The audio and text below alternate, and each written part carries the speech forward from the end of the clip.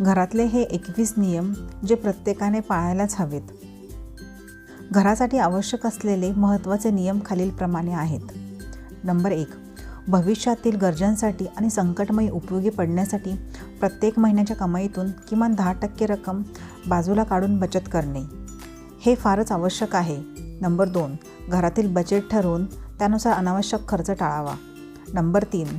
कुटुंबातील सदस्यांच्या फालतू खर्चांना आळा घातला पाहिजे.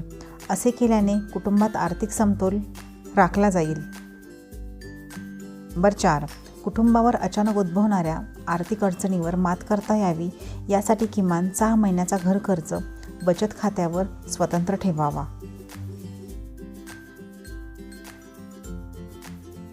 नंबर 5. घरातील कर्त्या व्यक्तीचा टर्म इन्शुरन्स आणि सर्व कुटुंबियांसाठी हेल्थ इन्शुरन्स म्हणजे आरोग्य विमा असणे अत्यंत गरजेचं आहे. नंबर 6. घरातील सुका कचरा आणि ओला कचरा वेगळा ठेवणे आणि तो घंटागाडीतच टाकणे. नंबर 7. घरात जाण्याआधी चपला बुटं बाहेरच काढणे किंवा चपलांच्या बुटांच्या रॅकमध्ये ठेवणे. नंबर 8. रात्रीच्या वेळेस सगळे लाईट्स लावू नका. जेवढे लाईट्स हवे असतील तेवढ्याच लाईटचा वापर करा. नंबर 9. खोली बाहेर पडताना लाईट, फॅन आणि TV बंद करा. तसेच पाण्याची नासाडी टाळा. नंबर 10.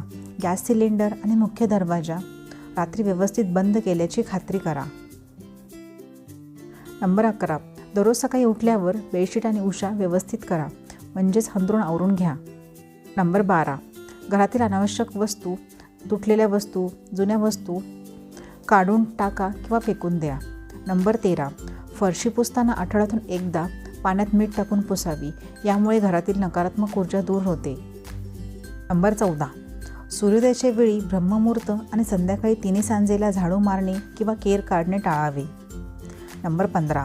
घराचे कोपरे, विशेषतः ईशान्य, उत्तर आणि वायव्य दिशाचे कोपरे नेहमी स्वच्छ ठेवावेत आणि जळमटे लागू देऊ नयेत. नंबर 16.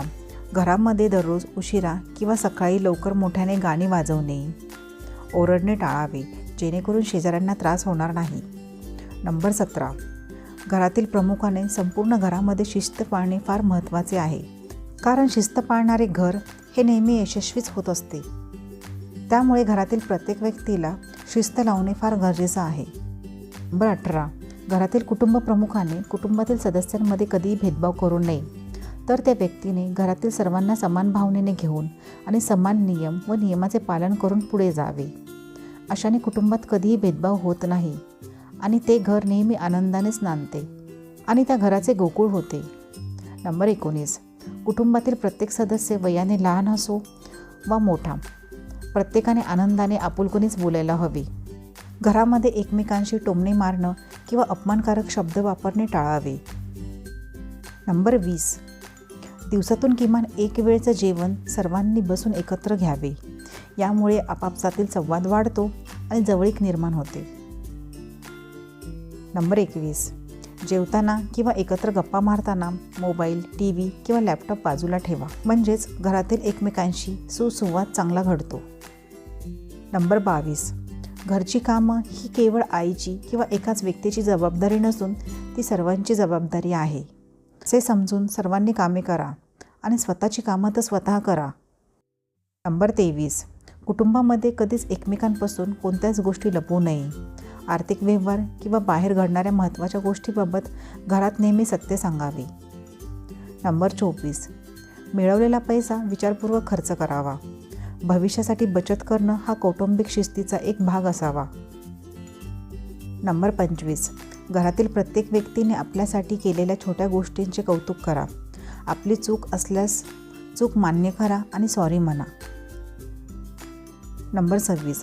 कुटुंबामध्ये एकत्र राहत असलो तरी प्रत्येकाला स्वतःची स्पेस हवी असते. कोणाच्याही खोलीत जाताना विचारून जाणं हा महत्त्वाचा नियम आहे. नंबर 27. घरामध्ये लेकरांना, लहान मुलांना कधीही कमी लेखू नका. तुमचे शब्द हे त्यांच्या मनात वर्षानुवर्ष राहू शकतात. त्यामुळे त्यांच्याशी बोलताना पूर्ण विचारपूर्वकच बोला. नंबर 28. घरामध्ये जर भावंडं असतील तर भावंडांशी एकमेकांशी तुलना करू नका. तुलना केली की प्रेम कमी होते आणि त्याच्यामधील अंतर वाढते आणि त्यातल्या त्यात दुरावाही वाढतो. Tip number 29. लहान मुलांना जबरदस्तीने कोणालाही मिठी मारायला लावू नका. त्यांना लहानपणापासूनच आदर आणि स्वतःची मर्यादा काय असते हे शिकवा. नंबर 30. मला तुझा खूप अभिमान आहे किंवा मला तुझा खूप अभिमान वाटतो हे जास्त मुलांना बोला. सतत आणखी चांगलं कर असं म्हणण्यापेक्षा कौतुकाची 2 शब्द जास्त ताकद देतात. त्यासाठी बोलताना नेहमी सकारात्मकच बोला, नकारात्मक बोलू नका. नंबर 31. घरामध्ये असो किंवा बाहेर कोणी कोणाच्या उणिवाची किंवा कमकुवताची चेष्टा करू नका.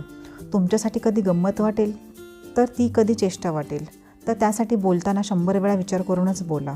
समोरच्याच्या मनाला ती खूप गोष्ट लागू शकते. नंबर 32. घरातील एखादा अडचणीत असेल तर सगळ्यांनी त्याच्या पाठीशी उभं राहिलं पाहिजे.